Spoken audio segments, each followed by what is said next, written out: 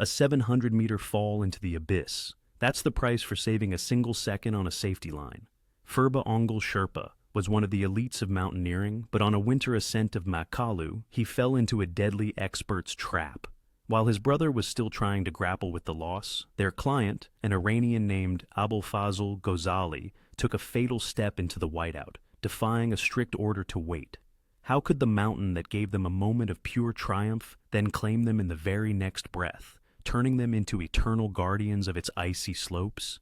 It all began long before that fateful winter, July 30th, 1981, the Sangkua Saba district. It's here that the story begins of a man whose destiny, from his very first breath, was welded to one specific point on the map. Phurba Onggel Sherpa is born in the Makalu 09 sector, a cruel twist of geography. He takes his first steps at the very foot of the giant that, 45 years later, would become the site of his death.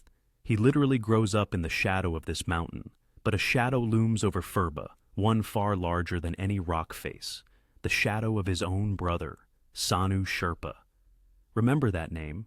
In the world of high-altitude mountaineering, Sanu is a living icon, a titan, a legend, the only person on the planet to have climbed all 14 of the world's 8,000ers, twice.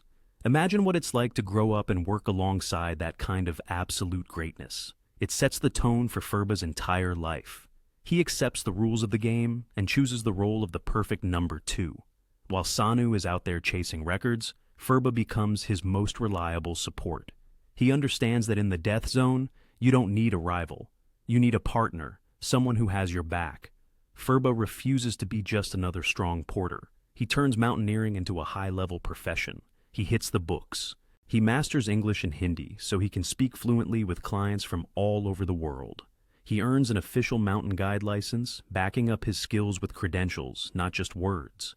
He becomes an elite specialist, capable of handling the most complex challenges. He builds a life for himself in Kathmandu, where his wife waits for him. Phurba structures his whole life around one principle, always coming back. He is experienced, cautious, and unbelievably professional.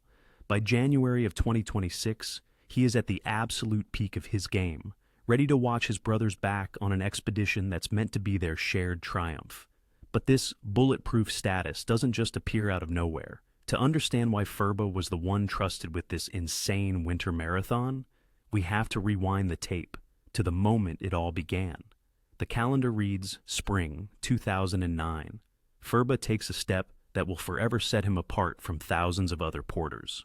He sets out for Annapurna 1. In the world of high-altitude climbing, that's a name spoken in whispers. This isn't just a mountain. It's a statistical nightmare, holding the title of the deadliest 8,000er on the planet. It earns its grim reputation not from the steepness of its walls, but from its absolute unpredictability. Here, what reigns supreme is something called objective danger. It's a terrifying term. It means your training, your strength, and your technique are all irrelevant. You can be the best in the world, but Annapurna doesn't care. It simply unleashes millions of tons of snow and ice whenever it feels like it. Just think about these numbers. Until 2012, the fatality rate here was estimated to be around 32%. Imagine you're in a group of 3. The statistics are blunt. One of you isn't coming home. Every third person is left on those slopes forever. Yes, today, thanks to new technology, that number has dropped to 15 or 16%, but even that sounds like a death sentence. And Phurba goes there during those old, deadly times. And he wins this gamble. He stands on the summit at 8,091 meters, but most importantly, he comes back. The effect of this success is immediate. Phurba instantly breaks away from the endless ranks of ordinary Sherpas. Expedition managers see the word Annapurna on his resume, and they know this is the elite. This climb becomes his ticket into an exclusive club. It proves that Phurba has something more than just endurance. He has an animal instinct. An intuition that lets him listen to the mountain and make decisions where others freeze.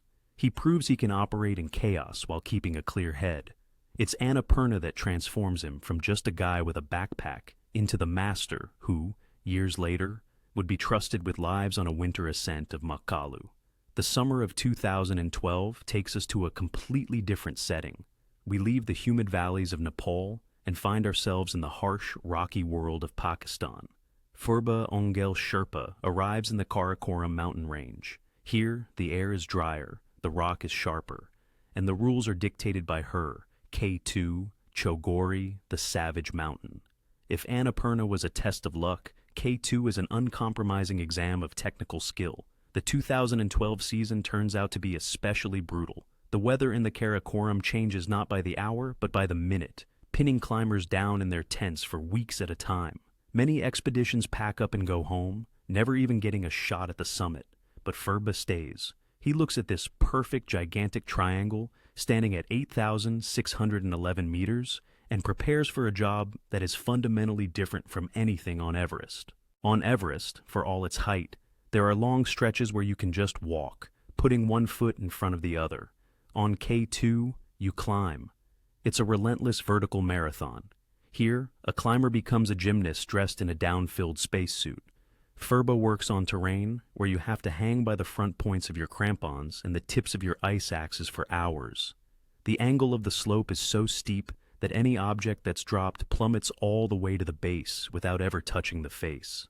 This demands colossal physical endurance and a level of concentration you have to maintain for days on end. Phurba makes his way through the infamous bottleneck, a narrow couloir right under a monstrous overhanging sérac, where every single movement must be calculated down to the millimeter. He reaches the summit, the second highest point on the planet. But in mountaineering, there's a golden rule: the summit is only halfway. On K2, the descent is often deadlier than the ascent.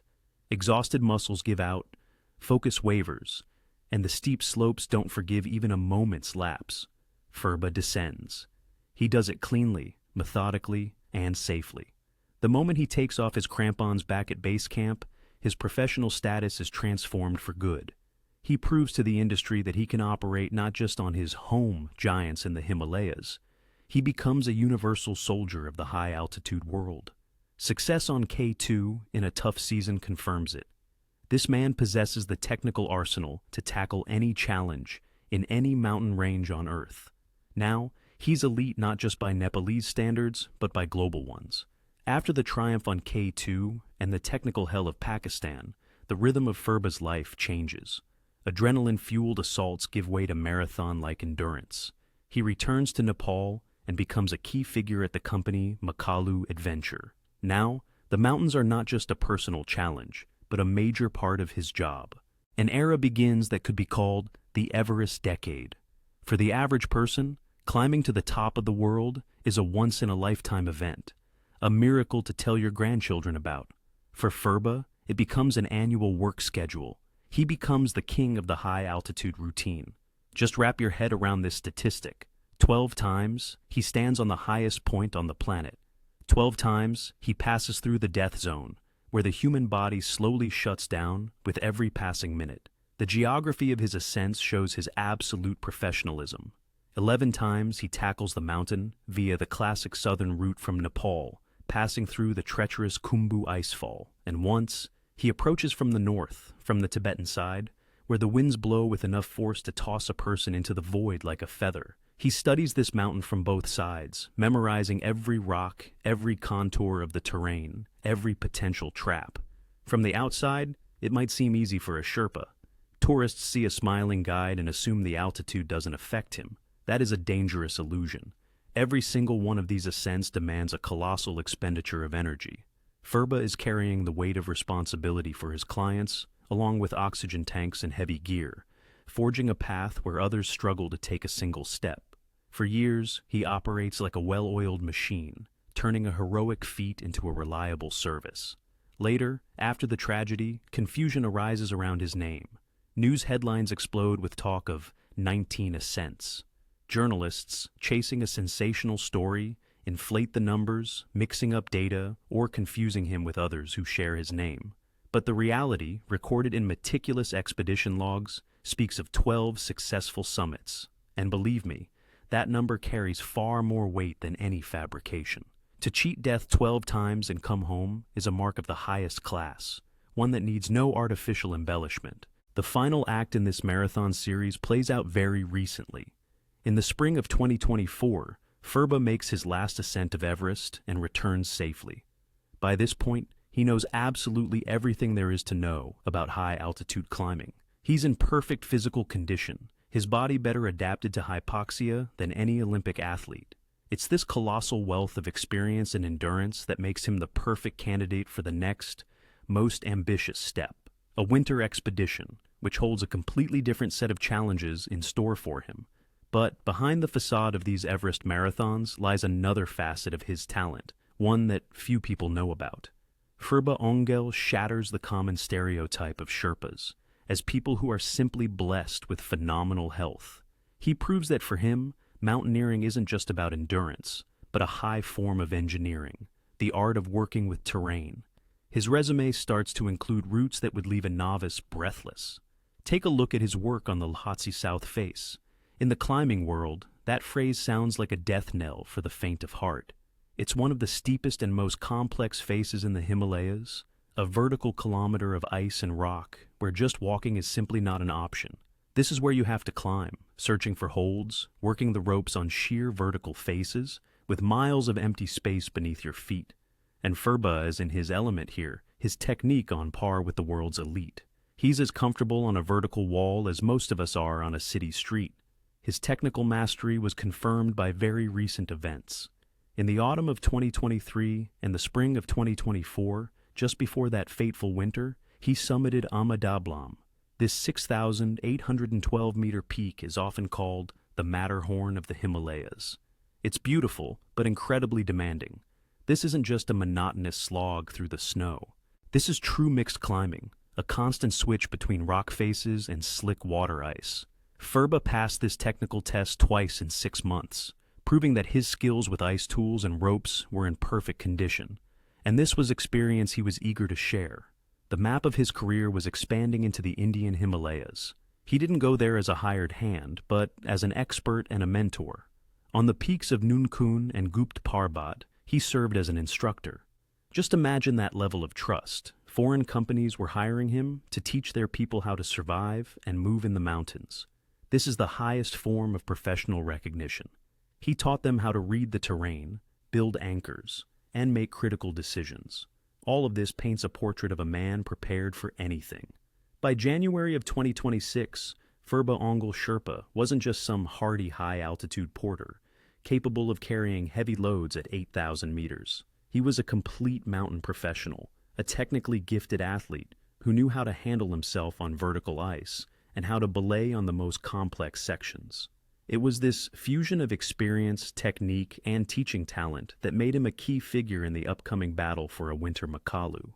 This was the moment of truth. All his previous achievements, his technical skills, his summer assaults, they all now seemed like a long prelude to the main event. And now, Makalu, the world's 5th highest peak, takes the stage. Winter on Makalu. It's like another planet, one that's hostile to any form of life. This season, a project is launching here, so audacious it takes your breath away. The first ever attempt at a commercial winter ascent. In the past, only a handful of people dared to even try it in winter. The madmen and geniuses of mountaineering, names like Simone Moro or Denis Urubko. This was the territory of pure sport, with no room for clients. But in 2026, the rules were changing. The organizers were challenging the statistics, attempting to guide a group along a route considered virtually impassable in winter. This was a task of unimaginable difficulty, an equation with all variables unknown, where the bet was on the guide's experience, not the weather's kindness. The main enemy here is invisible but tangible. It's the jet stream. In winter, this gigantic atmospheric current descends, literally scraping the summit of the mountain. Winds here can accelerate to 100 kilometers per hour and beyond. This isn't just air, it's a dense wall of cold that freezes even the most advanced gear to the core. The wind chill can plummet to minus 60 degrees Celsius. In these conditions, any open space becomes a kill zone. The atmosphere below is also transformed beyond recognition. While in the spring, base camp is like a bustling city with hundreds of tents, generators, and satellite dishes. Now, it's gripped by a deafening silence. The camp is empty. Only a handful of people are here, huddled against the rocks by the icy wind. This creates a crushing sense of absolute isolation. You realize there's no help coming. There are no neighbors. And the most terrifying part, the sky is closed for rescue. In winter, helicopters are practically useless here. The low temperatures and thin air reduce atmospheric density so much that the rotor blades can't get a grip. Add to that the turbulence from hurricane-force winds, and you have a no-fly zone. The pilots who work miracles in the spring simply can't get above certain altitudes in the winter. The team is stepping into what's known as a gray zone of risk. If something goes wrong up high, an evacuation isn't a technical problem, it's a heroic myth. The climbers are left alone with the mountain, relying only on the strength of their legs and the clarity of their minds. Into this icy void steps not a noisy crowd of tourists, but a tiny squad.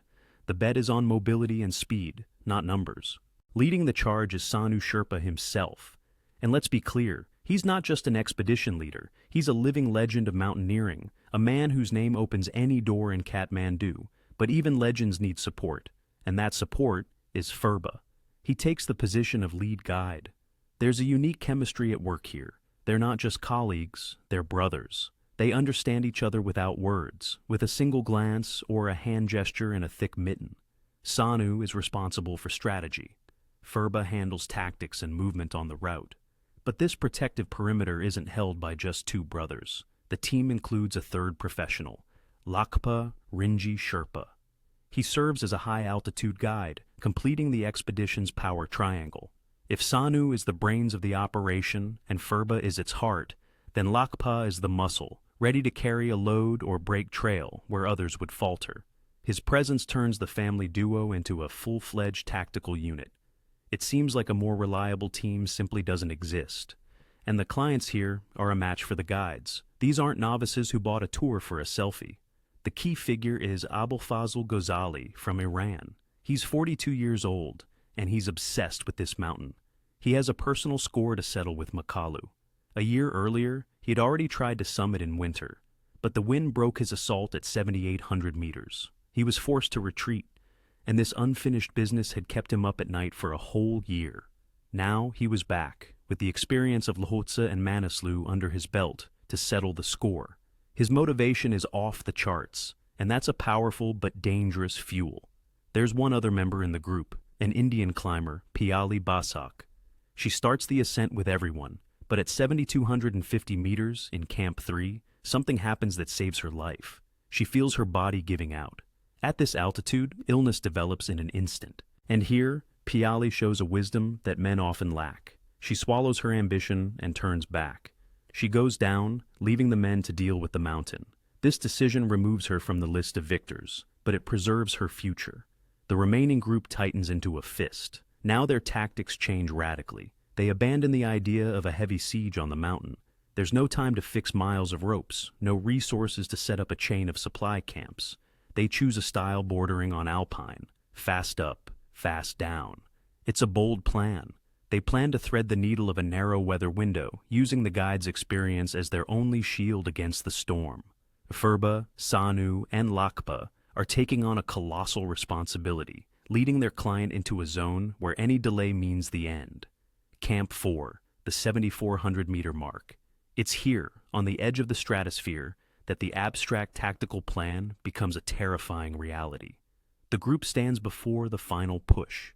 There's no time for doubt. The weather reports are relentless. The window of opportunity is closing. And so, they go all in, committing to that deadly scenario of speed. They step onto the slope, essentially naked before the elements. Sanu and Phurba leave the heavy coils of fixed ropes behind. They are abandoning the very thing that makes commercial mountaineering possible, the continuous lifeline stretching from tent to peak. Now, there is nothing between them and the abyss but their own skill. This gives them a huge advantage in pace. They aren't wasting precious hours drilling into ice, hammering in pickets, and fixing ropes. They are literally running uphill, trying to slip through the needle's eye before the storm hits. The summit seems so close that their sense of danger is dulled, but this is precisely where they are building a fatal trap for themselves. In the moment, the climbers forget that fixed ropes aren't just for the ascent. You can get up on muscle power alone. The ropes are vital for the descent. When they head back down, completely spent, their minds clouded by hypoxia, there will be nothing to support them. The moment their legs begin to buckle and their knees start to tremble, there will be nothing to grab onto. And then, any slip will become not just a fall, but an uncontrollable flight into the void, impossible to stop. And for a few dazzling hours, it seems their risky gamble is paying off. The mountain blinks first. On the morning of January 15th, nature gives them what they wanted: silence. The ferocious jet stream that had been battering the summit for weeks suddenly rises, leaving Makalu in a vacuum of calm. This is the golden hour they risked everything for. The sky clears to a brilliant crystalline blue, and the team surges into the opening. The first to cross this finish line are the leader and the client. The time is 10:30 in the morning. The radio crackles to life with a triumphant burst. Sanu Sherpa and Abolfazl Gozali are standing on the highest point. For the Iranian climber, this is a moment of absolute triumph. A year ago, he stood on this same slope, broken by the wind, looking at the summit as an impossible dream. Today he has settled his greatest score. He is standing at 8,485 meters, with the entire world at his feet. Exactly 1 hour later, around 11:30, the success doubles. Phurba and Lakpa Rinji step onto the narrow, snowy ridge. Now the picture is complete. All 4 members of the summit team are on top of Makalu, one of the harshest and most dangerous peaks on the planet. It's a phenomenal result. In winter mountaineering, where success is usually measured by mere survival, a 100% summit rate for the entire team looks like a statistical anomaly, a miracle. Sanu would later describe the feeling with a single word: ecstasy. A cocktail of endorphins and pride is surging through their veins. They embrace, take pictures, remove their masks to breathe in the thin, biting air of victory. It feels like the worst is over. They had conquered the cold, they had outsmarted the wind, and they had done what was considered impossible for a commercial team in winter. But it's right here, at the peak of their euphoria, that the mountain's most treacherous trap lies in wait. Intoxicated by their success, they let their guard down. The bright sun and the still air create a dangerous illusion of safety. They feel as if the mountain has accepted them, that it has yielded, but Makalu hasn't surrendered. It's just holding its breath before it strikes. They're standing on the summit, celebrating their victory. But they're forgetting the most important rule. The most dangerous part of the climb is still ahead: the descent. The real test is only just beginning, as euphoria gives way to monstrous fatigue, and the calm is replaced by the storm. They turn back, and every step down brings them closer to a zone where the mountain has prepared its most sophisticated trap. The team descends to the 7,400-meter mark. Here, the terrain changes dramatically. The vertical walls and sharp ridges give way to a wide, open plateau stretching out below the French couloir. Visually, this place looks like a long-awaited gift. After long hours of tension on steep slopes, a climber's eye sees a flat surface and sends a treacherous signal to the brain. It's safe here. You can breathe here. It's a complete illusion of safety. It looks like a simple snowfield, perfect for a relaxed walk. But this apparent simplicity is Winter Makalu's deadliest weapon. This is where the geology of cold takes over. The wind, which has been raging here for months, has acted like a giant sheet of sandpaper. It scoured away every last snowflake, exposing the mountain's skeleton, what's known as blue ice. This is a unique substance. In terms of hardness, it rivals concrete, and in smoothness, polished glass. When a climber steps on this kind of surface, they don't feel the familiar crunch. The teeth of their crampons can't penetrate this armor. They just skate across the surface, making a sickening metallic screech. This changes the entire physics of movement. On a vertical wall, you're hanging on with your arms and legs. You're focused. On flat ice, you rely solely on friction, which simply doesn't exist here. Any tilt of the body, any awkward movement, shifts your center of gravity, and your feet slide out from under you. Stopping a fall with an ice axe on this surface is impossible. The pick just bounces off the icy monolith as if it were a slab of granite. In professional circles, this phenomenon is known as the expert's trap. Experienced guides who have conquered the most difficult vertical ascents often relax on these easy sections. Their vigilance dulls. They think the hardest part is over, and they start moving on autopilot, not noticing that beneath their feet isn't a path, but a sloping ice rink leading straight into an abyss. It's right here, on this deceptively gentle plateau, that concentration drops to a critical low, while the price of a mistake skyrockets to the absolute maximum. And tragically, it's Phurba who will be the one to test this cruel rule firsthand. The entire drama of this day, the whole scale of the tragedy, suddenly contracts into a single microscopic point. The fate of the entire expedition comes down to a single, tiny, metallic sound that never happens. The click of a carabiner. Phurba Onggel is moving across this mirror of ice. He's slightly ahead of or below the main group, setting the pace for the descent. His movements are honed to perfection. His body remembers every turn, but it's here, at 7,400 meters, that his professional confidence plays a cruel trick on him. He falls into the classic expert's trap we just talked about. His eyes catch an important detail: old fixed ropes lying on the slope. They're remnants of past expeditions, threads faded by the sun, frozen into the ice. By all accounts, they could still be a lifeline. They're right there, literally within arm's reach. The safety protocol is screaming, "Clip in!" It's a simple action. Stop, open the carabiner gate, clip the rope, screw the lock. It takes seconds. But when you're descending at the limit of human endurance after coming from the death zone, those seconds feel like an eternity. They steal your breath, they break your rhythm. And Phurba makes a decision that, in that moment, seems perfectly rational to him. He decides not to waste time clipping in. He looks at the slope and sees its deceptive gentleness. His brain whispers, "You can make it. You've done this hundreds of times." He just walks alongside the rope, using it as a visual guide, but not as a safety line. In that moment, there is no mechanical connection between him and the void, only tired balance. The disaster happens in an instant, and in total silence. One wrong step. Maybe a crampon point hits a microscopic bump of ice and slips. Or maybe his legs just give out for a split second, changing his center of gravity.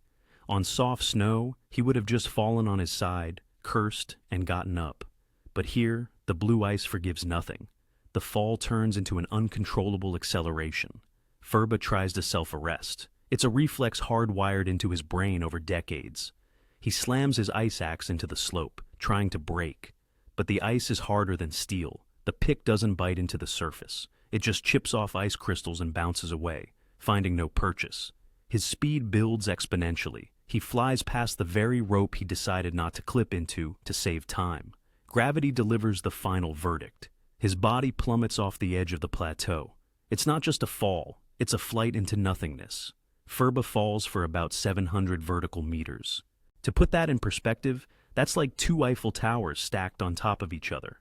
A second ago, he was in control, and the next, the mountain took him, leaving behind only emptiness and the realization of an irreversible mistake. The silence after the fall lasts only a moment, and then the world, for those left above, shatters. On the ridge, where just a moment ago there was triumph, now there's only the whistle of the wind and the ragged breath of Lakpa Rinji. He is the one who brings the terrible news. Lakpa approaches the expedition leader, and Sanu Sherpa understands everything without a word. Through his ski goggles and the noise of the wind, he sees tears on his friend's face. The harsh truth hits him like an avalanche. His brother, his trusted partner, has just vanished into the abyss. In that instant, Sanu's mind short-circuits. Years of experience as a guide, demanding a cool head, clash violently with his instincts as a brother. According to all international safety protocols, in an emergency, a guide's first duty is to ensure the client's safety. He should calm the group, secure them, and begin an organized descent. But here, at 7,000 meters, human emotion conflicts with professional instructions. Sanu makes an impulsive decision that changes the course of the entire story. He turns to the Iranian client, Abolfazl Gozali. A harsh command, tolerating no argument, is given. "Wait here, don't move, we'll be back." Sanu leaves the client alone on the icy slope, turning him into a waiting beacon, and rushes down with Lakpa. From a technical standpoint, it's an almost hopeless move, descending into a place where a professional just fell. But they feel no fear. They are driven by a desperate, irrational hope that a miracle is possible. They cover those terrifying meters of vertical ice, risking their own lives every second, risking the same fate as Phurba. The descent feels like an eternity. But when they finally reach the point of impact, all hope dies. They find Phurba lying on a snowdrift. A quick check confirms it. He died instantly, on impact with the rocks. And then Sanu is confronted with a new, even more terrible reality. He stands over his brother's body and realizes he is completely powerless. The two of them, at this extreme altitude, on ice as slick as glass, cannot possibly carry the body down. It's simple, brutal physics.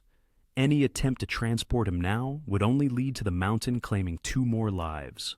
Sanu, the legendary climber who has conquered every peak in the world, is forced to admit defeat. He says goodbye to his brother, leaving him in the kingdom of eternal cold, and turns back. Back to the living, not yet knowing that the chaos of the day is only just beginning to unfold. Sanu and Lakpa turn back. Back to the living. They claw their way up the ice wall, gasping for air, choking on their grief. Only one thought pulses in their minds. We have to save the client. They have to get Abolfazl Gozali, bring him down to camp, and only then can they let their emotions out. It's a guide's duty, and it outweighs everything else.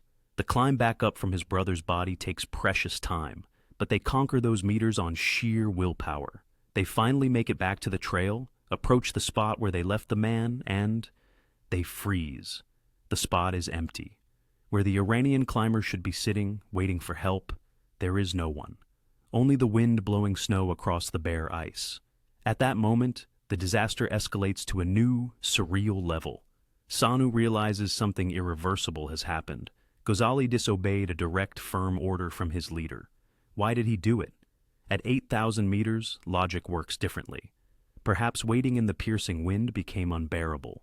A person starts to freeze, and the self-preservation instinct screams, "Move, or you will die." Or maybe the insidious hypoxia whispered to him that he knew the way, that he could get down on his own while the guides were busy.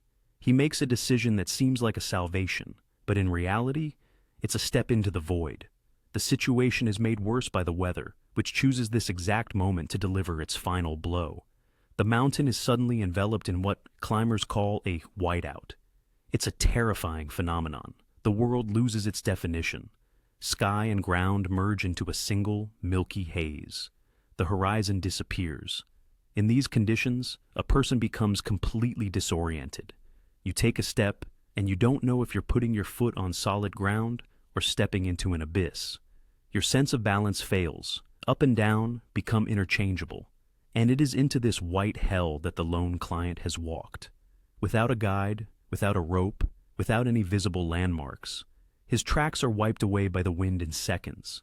Gozali tries to feel his way towards Camp 4, but on Makalu, straying just 10 meters off course can have fatal consequences. The slopes here are riddled with hidden crevasses and drop-offs. He probably just veered off course.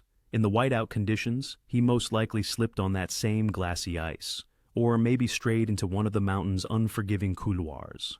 Sanu and Lakpa try to search, but the mountain holds its secrets close. Abolfazl Gozali is never seen again. Not at Camp 4, not at any of the lower camps. The radio is silent, no distress calls, no signs of a struggle. He just vanishes into the white veil, like a ghost. The tragedy is twofold. An expedition that began as a historic triumph has, in a matter of hours, lost both its best guide and its client, leaving the survivors alone with a raging storm and the heavy burden of the unknown. Now, as the last hope of finding the client dissolves into the white mist, the most primal animal instinct kicks in, the need to survive. Sanu and Lakpa are now alone against the furious mountain. A retreat begins that is more dramatic than any summit push. They've been in the death zone for far too long. Their bodies are depleted, the oxygen in their tanks is running out, and their morale is crushed by the loss of their comrades. Every meter of the descent becomes a battle to stay warm. The frost cuts through even the best gear, and the first to feel its icy blow is Lakpa Rinji. The very guide whose strong hands had carved a path to the summit just that morning is now losing what a climber holds most dear.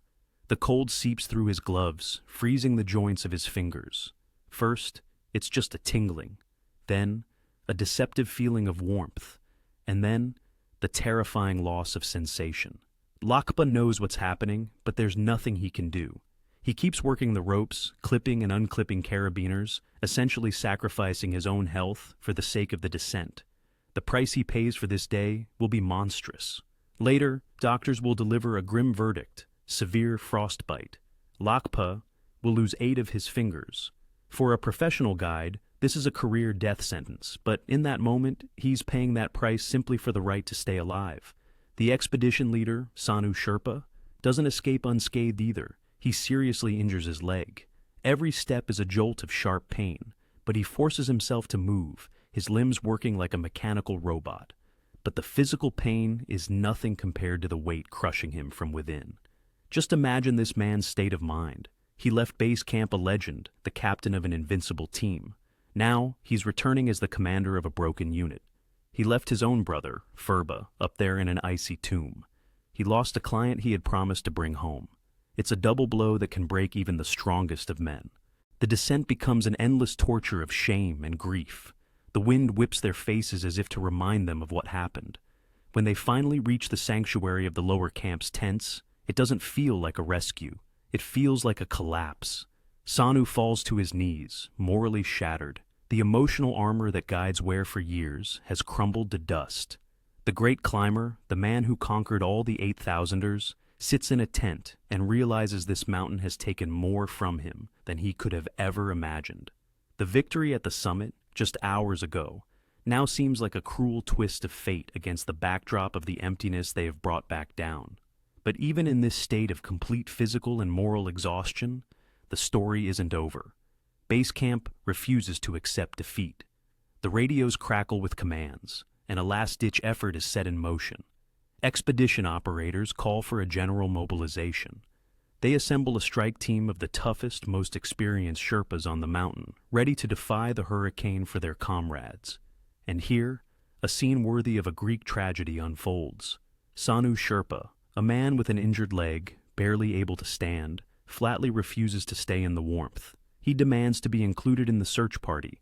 No amount of reason, no pleading from his colleagues can change his mind. The pain in his leg is eclipsed by the pain in his soul.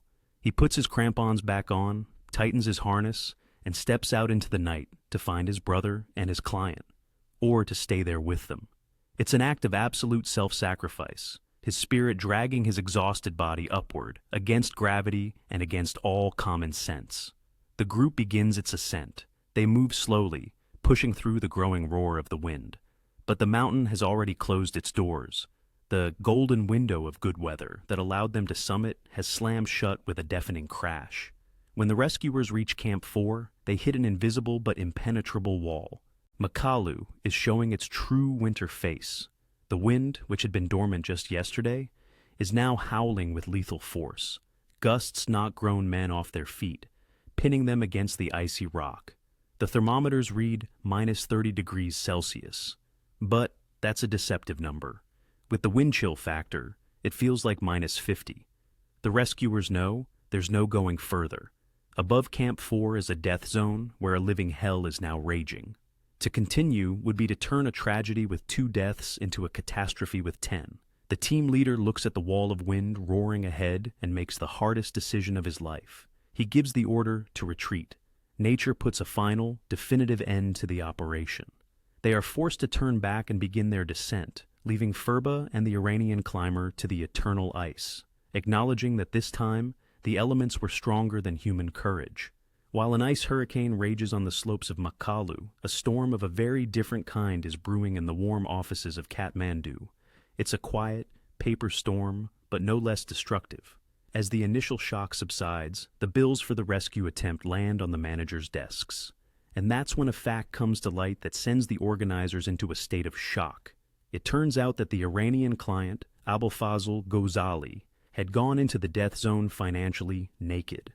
The truth he had carefully concealed before the start of the expedition is revealed. He has no insurance, or rather, he doesn't have the specific policy that covers evacuation from an altitude above 8,000 meters.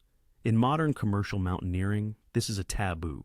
To set out on a route without such a document is an extreme risk, comparable to jumping without a parachute. Companies usually demand to see the paperwork beforehand, but Gozali managed to slip through the cracks. He was vague about the details, perhaps hoping for the best. And now, that small omission has turned into a massive financial disaster. Helicopters in Nepal are perhaps the most expensive taxis in the world. Every hour of flight time costs thousands of dollars. and the attempts to push through the wind to Camp 4 are burning through the expedition's budget at a cosmic rate. The managers at Makalu Adventure start making frantic calls. They contact the Iranian consulate, hoping the state will intervene to help recover its citizen, if only for a proper burial. But the diplomat's response is like a slamming door, a refusal. The consulate makes it clear they will not finance the search for a private individual. The organizers are at a dead end. The fuel bills, the pilot's fees, the risk taken by the Sherpa team that climbed into a hurricane, all of it has already happened, and all of it has to be paid for. In the end, the company owner's integrity works against him. He's forced to pay out of his own pocket. The expedition's profits are instantly incinerated, replaced by colossal losses. This incident exposes a huge black hole in the entire high-altitude tourism industry. It turns out that dealing with clients who have issues with international insurance and legal guarantees is a high-stakes gamble. The agency assumes all the risk, with no guarantee that if disaster strikes, anyone will cover the costs. The Gozali story becomes an expensive lesson for the entire market. At 8,000 meters, financial insurance is just as vital as an oxygen tank. While the accountants are calculating losses up on the mountain, where the air is thin to the point of non-existence, a final, ringing silence descends. On January 22nd, nature itself signs the final report on this expedition. The wind doesn't let up for a second. The operation leaders look at the weather forecasts and realize to continue would be to simply add to the list of victims. That day, all search and rescue operations are officially called off. The hope that had flickered for the past few days is finally extinguished. The next day, January 23rd, a mechanical savior appears in the sky. The weather grants a tiny window for the evacuation of the living. A helicopter lands at base camp, kicking up swirls of snow. The staff and a grief-stricken injured Sanu climb aboard. The rotors begin to churn the air, the machine lifts off the ground, and in that moment, the most terrible farewell takes place. Sanu looks through the window, watching the majestic pyramid of Makalu recede. The mountain shrinks, becoming a dot on the horizon, but he knows. A part of his soul will remain there forever. The bodies of Phurba Onggel and Abolfazl Gozali aren't flying home. They remain up there at altitude. They become the eternal guardians of the slope, joining the sad list of casualties on the world's fifth highest peak. The mountain that allowed them to taste victory for a few brief moments has, in the end, claimed them for itself. They are now a part of this harsh, icy landscape.